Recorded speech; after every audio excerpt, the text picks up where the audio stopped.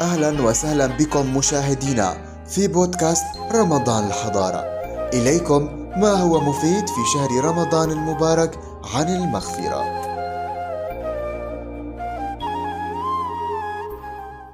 الدعاء لطلب المغفرة من الله تعالى. عن أبو بكر الصديق رضي الله عنه يقول للنبي صلى الله عليه وسلم: يا رسول الله، علمني دعاء أدعو به في صلاتي.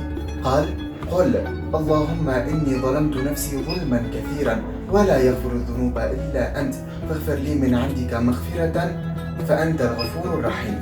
بين النبي عليه الصلاة والسلام في هذا الحديث أن الغفار هو الذي أظهر الجميل وسر القبيح في الدنيا وتجاوز عن عقابه في الآخرة، والغفور هو كثير المغفرة، لأن الله سبحانه وتعالى يغفر الذنوب مهما كثرت ويمحو الخطايا مهما عظمت، ويفعل ذلك مرة بعد مرة إلى ما لا يحصى. اللهم اغفر لنا وارحمنا وتقبل منا. دمتم بخير وإلى لقاء آخر. فوزير بودكاست رمضان الحضارة، أجد واربح. ما هي السورة في القرآن الكريم التي تدل على المغفرة؟